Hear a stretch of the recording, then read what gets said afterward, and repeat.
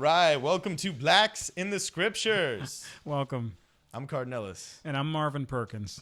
And thanks for joining us today. And today we're going to talk about, Cardin has some questions about the African American Outreach Program, what it is, how it got started. Yeah, that's pretty much what is it and how did it get started. You just totally put the words in my mouth. And I thought so. But I had to give you something. Hey, but the African American Outreach Program is basically a program that was started back in 2008, launched in 2009, to help further the information and the good scriptural, doctrinal, historical, scientific material that we have to answer one of the most pressing questions the Church of Jesus Christ of Latter-day Saints has had over the last 100 years, which is the race issue and issues regarding the priesthood restriction. Yeah, you were telling me that, tell me if I'm wrong here, which is completely believable. No, I will. But is you're saying that over 40% of the Google searches onto Mormon.org were about race and the priesthood? There are a ton of them, and I'm not sure of exact percentages, but again, Deseret News did a study to find out what was the most pressing issue in the church over the last 100 years. The blacks in the priesthood restriction issue was by far, number 2 wasn't even close. The MTC gets several hundred calls per day on this particular subject. It is still by far, absolutely, it is the biggest. I would be mortified if I were a little missionary on my second day and I'm just there in training and some guy calls up and, why were you restricting? That's exactly why the African American Outreach Program exists, so we can spread and share the information, because all the answers we need are right there in the scriptures. If a missionary has this information, they're very prepared, very comfortable, actually very excited when it's brought up. But if they don't have the answers, I've had missionaries tell me, Brother Perkins, we actually avoid African Americans simply because we know they're going to have the question and we know we don't have an answer. You never want to put yourself in that. If you're a 19-year-old kid, you're mortified to just put yourself in that situation. It's tough, but it is one of the best opportunities to help grow the gospel, simply because, number one, it's the biggest question plaguing the church, number one, and it has been over the last 100+ years. And African Americans are, in studies on spirituality, ranked number 1 in 7 of the 12 spirituality categories. And so they are more spiritual than just about any group, or seeking of religion than any other cultural group in America. We have the biggest proselyting program and the fastest growing church in America. And that question is there. The answers are in our scriptures. And so, our goal is to make sure every Latter-day Saint has these answers, aware of how to go into their scriptures, get this information so they can share it with our neighbors, and they'll do it with much more comfort. So the scriptures were wrong. The field is African American and all ready to harvest. Yeah, but our neighbors who don't know the Doctrine and Covenant don't know what you're talking about. Your program, everyone out there, if you have not seen his Blacks in the Scriptures fireside and or presentation or whatever you want to call it, especially the live one, you have got to check it out, because I was so inspired by it. I actually said, hey, let's start doing podcasts. Let's start releasing this media, because it was not only eye-opening, but it was very empowering, almost relieving. It's almost like, because there's this thing that's like a weight on us as Mormons of, okay, we know we screwed up. In that regard, like we know there's that dark chapter that everybody kind of knows about. It hasn't really been addressed too much. We know it's over, which is nice, but we never really got that kind of why or for what reason or anything like that. And so it's just kind of like that horrible experience you had as a kid that you're just trying trying to put it behind you, but you can't put it behind you because everybody's asking about it continually. And some thought that the questions would die and go away, but they haven't. It's been 36, 38 years since the change, and those questions are still the most pressing question the church receives. So, okay, so enlighten us. Keep going. I'm sorry I interrupted you. No, that's okay. So, just how the outreach got started, we were doing a fireside down in Fort Lauderdale. And there was a bishop by the name of Fred Bethel, who was bishop in Fort Lauderdale at the time. Did he wear coveralls? Fred Bethel. It sounds like a man that wears coveralls. He probably does. I think he wears them for pajamas or something. I'm not sure. But a really good guy. But he put a committee together to help put this fireside. We're going to do a community event and a fireside over 2 days. And myself and President Darius Gray went down. And as we did all the planning with this committee, after we got all of the details ironed out, he asked a very important question. And that question was, all right, is there anything that we haven't asked you that we should have asked you? Okay. And I said, actually, there is one thing. And I said, we're going to come down there and we're going to do this community event. We're going to do this fireside, and people really are going to be fired up about it. There's going to be, we're going to come down there and literally start a fire, because it'll be burning in people now that they have these answers and this information, and it challenges them. They're going to go study, pray, get their own testimonies. Okay. But then a few days, a week after we're gone, that fire is going to die down unless you have something in place to help keep that fire burning and keep the message spreading, keep helping. And so he asked me, like, what? And I said, well, you're going to have to come up with that. But then I told him 2 stories.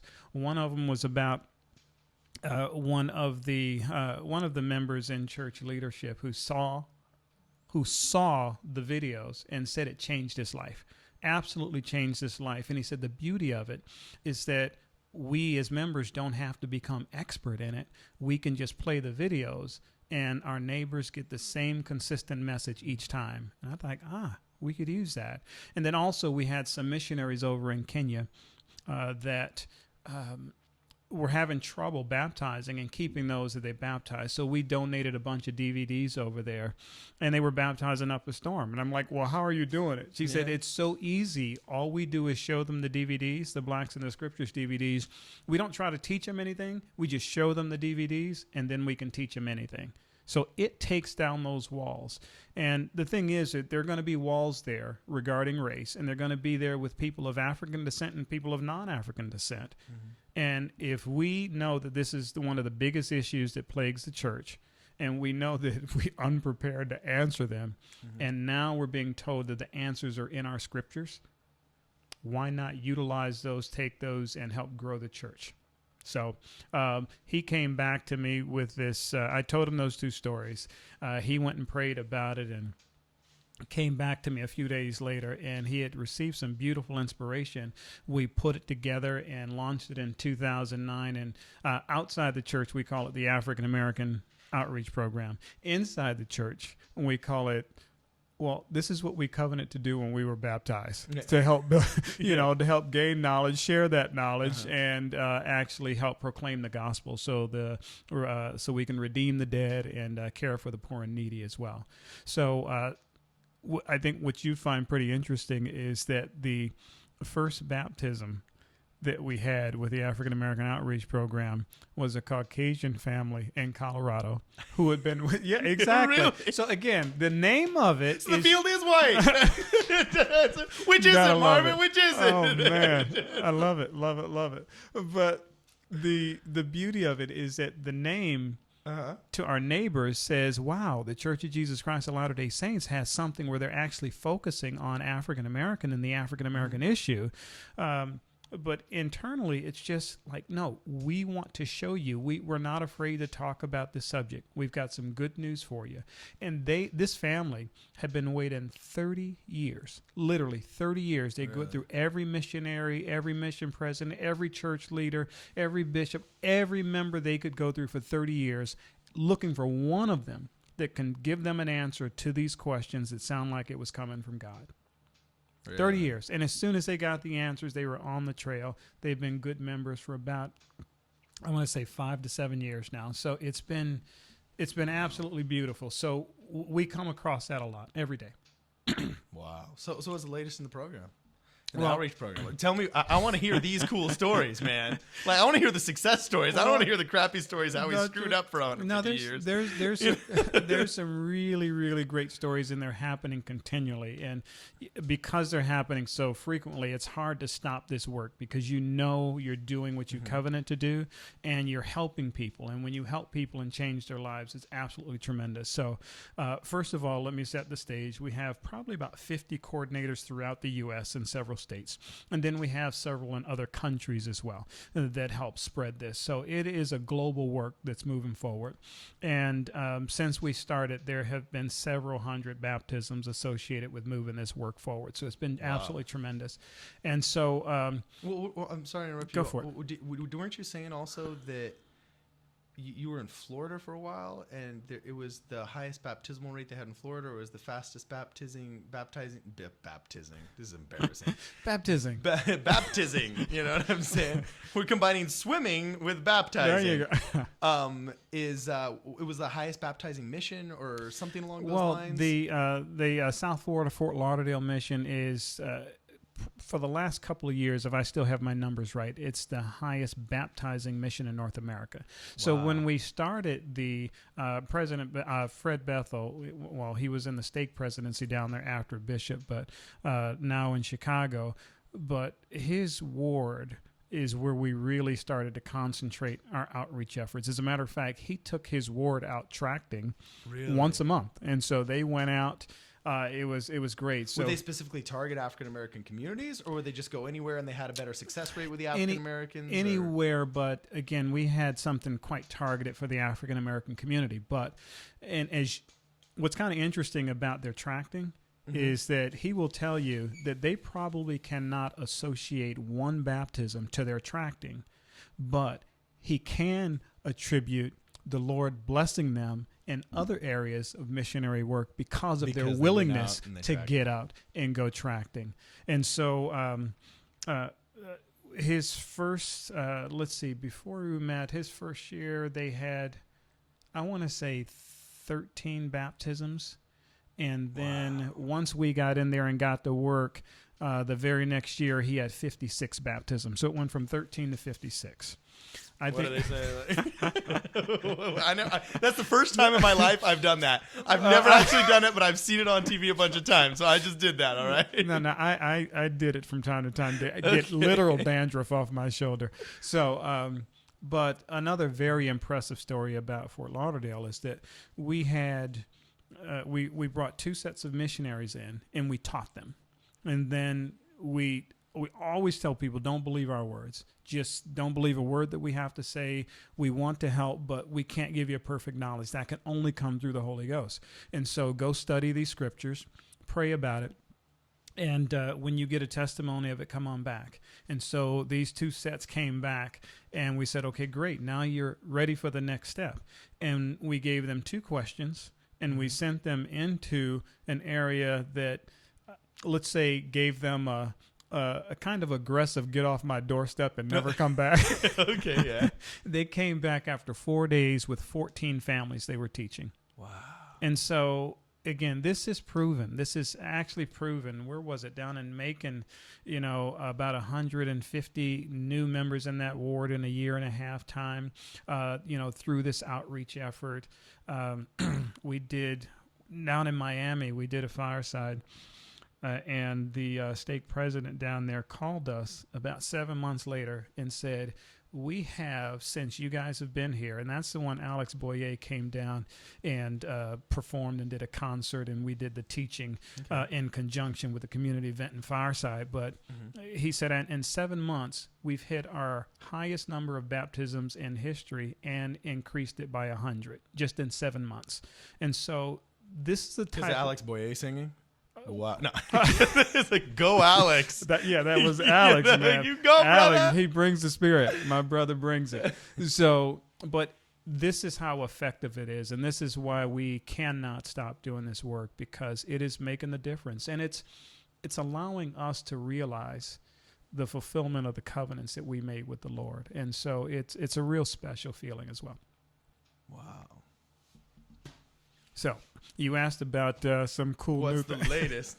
Well, That's all I said was, what's the latest? And I got that. No, there's a lot. I mean, because it's constantly happening. So we just had Lee out in North Carolina. So he reported his report back just a couple of days ago, where he had gone out with the missionaries, and they had gone out to see an African American guy who just was distant from the church, and he was able to sit with him, and actually after their meeting, he said finally, and he pointed to Lee and he said, "This guy gets me. He gets it." And so it's just having that knowledge that somebody who can break down that barrier. We received something in from the website the other day where a missionary had served and kept running into this issue on his mission, and he was determined to do something about it. So he was doing a little web research and found our site. He found a talk that I had given, I think, on the Genesis site or the Fair Mormon site, and just was blown away and changed by it. He took that information, that scriptural information, and went and started creating baptisms and having more success in the rest of his mission. So, well, what is it that gets people so?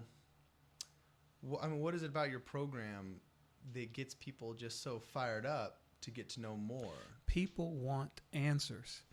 Not only is this what's the biggest thing? What's the biggest answer that they want? What's the biggest question they want an answer to? Well, the question is, you ask any member. I mean, go to church on Sunday and ask any member. Say, why couldn't people of African descent hold the priesthood?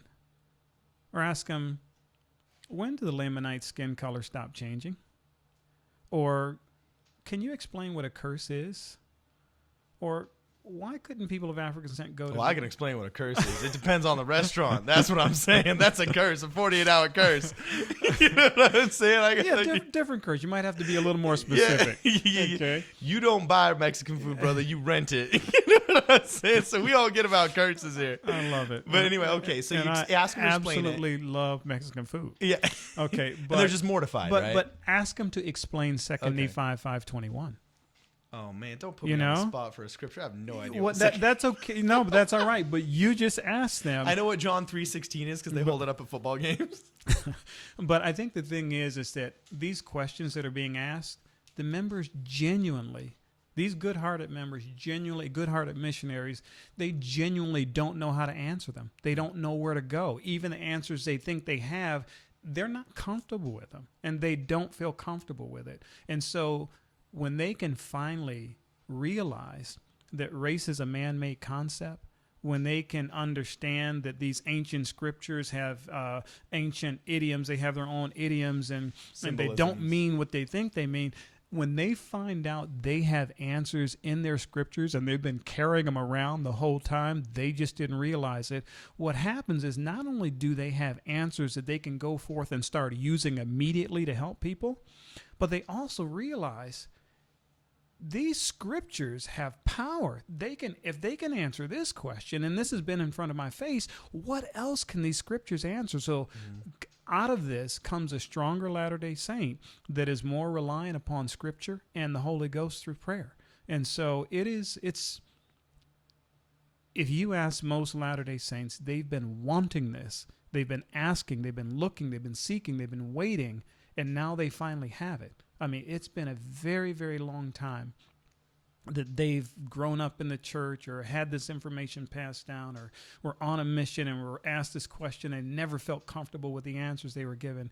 Now they have real answers. They can build a testimony and share that testimony on. So it's pretty powerful. Fortunately, I served my mission in Argentina. I saw 2 black people on my entire mission. Man. Two of them. That was it. And I venture to say you've never seen a black person. Oh, thank holla, you. Yep, up high. There we go. We're all just different shades of brown. There's no, again. And I should have got that because I've been to your seminar like 2 or 3 times now. You know, I love it. Well, that's a paradigm shift for a lot of people when they find out the whole concept of race was actually created by a guy named Johann Friedrich Blumenbach in 1775. Yeah, so most people think that God created all these races. It's like there are no such thing as races. We're all just different shades of brown.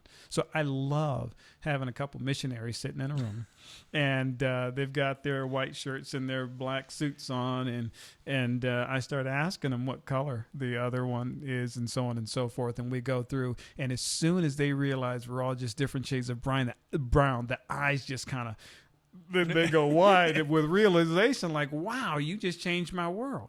There are no such thing. And then show them scientifically how skin color changes, and then talk about idioms, and then we get into the scriptures. And what's really interesting about it, and this is something that missionaries love the most because they can start using this right away. This issue and the combination of the Bible, starting in the Old Testament, proves that Joseph Smith couldn't have possibly have written the Book of Mormon. That the Book of Mormon is truly, without a doubt, because you have the same idioms being used. And if, Joseph was not using Old Testament idioms, he would have been using idioms that were common in the English language in the 1800s. So there's absolutely no way that he could have wrote that book. This issue proves that the Book of Mormon is truly a historic book, a historic writing. People just now have to pray to see if it's divine. And if they read it and pray about it, I think it's easy to see. Wow. So it's good stuff. My brain is officially dripping out of my ears right now. I'm just like, what question do you ask after that? The only problem with doing these podcasts is I sit here thinking, dude, don't stop talking. I know, with just the stuff, like for one of the coordinators out in Branson, Missouri, he and his family are performers, and they just finished touring over in Germany, and he started his first classes. He's one of our newer coordinators, and he started his classes before the Christmas break, and just changing his family's life and testimony, and one of his band members, and as he's going through this process, he's becoming, as a new coordinator, he's becoming more converted to the process. So they just got back from Germany, and he wrote, we're back now. We had a successful tour, and I can't wait, to get going again, to finish the rest of the course with his family, and already praying about the next set of a small number of people to have in their classes to continue going. And so you probably want to know about the classes and what we do. It's actually really simple. Is this another one where you're like feeding me a question? I just did. I just did. So Marvin, what are these classes and what do you do in them? So it's actually quite simple. So the Blacks in the Scriptures DVD series it's a 4-part series. So you've got 2 discs. Two lectures on each disc, and then we created a video at the Fair Mormon conference a couple years ago, and so we use all 5 of those videos as our course material. So what they will do is get a small group of people, generally start with members, and invite the members to bring at least one of their non-member friends. And then sometimes the missionaries will even come along as well, because you've got your neighbors or investigators there. And they will simply go through one segment of our video. And each coordinator has their own call-in line, so they will call in questions directly from the class. So these guests can actually ask their questions, and as soon as they hang up that phone, myself and Fred Bethel, we actually get a recording of their questions. We answer those questions and then just push them back to them before their next class the following week. So they go through those 5, and it's like your own little discussions program. Well, something. Here's somebody who needs help, and we've just found a way to help them. They have questions. Let's sit down. Let's go through the video, and let's take our time. We don't want to just give you something, have you view it and read it. We want to be there with you the whole time. And the beauty of it, we're collecting these answers, and so we've got an answer document, and we can either pull from that, share that, and easily reproduce it. And guess what? The questions are always the same. There hasn't been a question. There hasn't been a new question that's come up in years now, and so It's really simple, and it builds a testimony of both the coordinator, the members, and the investigators who become members or go out speaking very, very positively about the Church of Jesus Christ of Latter-day Saints. So pretty cool stuff. Wow. All right, so we're going to be starting these podcasts up again. And I think it's going to be fun just to be able to say, tell the stories of what happened to us during the week, especially in your program. Nobody cares what happened to me during the week. No, we care. But it's like, I worked. We care. But I make movies and I do pest control. They both are weird. You have the cool life and the cool stories, so we're going to definitely want to hear how you and your coordinators are doing things.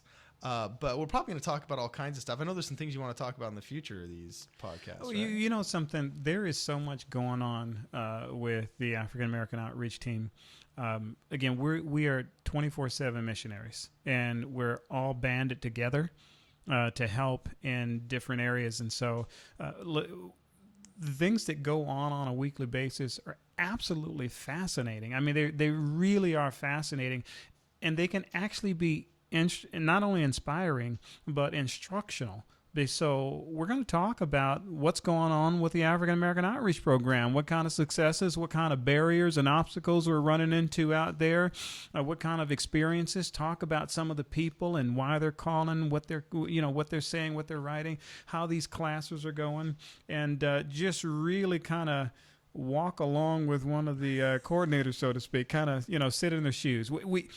We can't continue to keep this stuff to ourselves, because our team is we're working together on a daily basis, but why not share this with everybody else so they might know how to better work with their neighbors or their family members or friends or what have you. So, but some really cool stuff coming up, and you'll love this. You absolutely. Of course, I'm going to love it. I'm 100% on board with this right now. I'm 100% on board. But the I wore a tie for this, Marvin, and I shaved. Absolutely love it. Too. I brushed my teeth.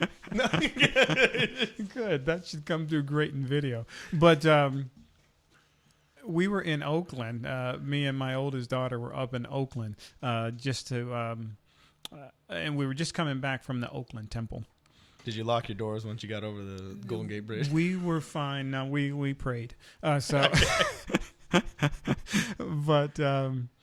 we went to the gas station, and there I met a brother. I saw him at the temple, and so I just kind of spoke to him, said hello, and we started talking. And next thing you know, we're talking about this issue. Mm-hmm. And we're like 10 to 15 minutes into this conversation, and this brother is in tears. And we just met at the gas station, and before he left, he said, "This has been the best 20 minutes of my life." Wow. And so it is absolutely incredible that the antennae are always up. We're always looking to help.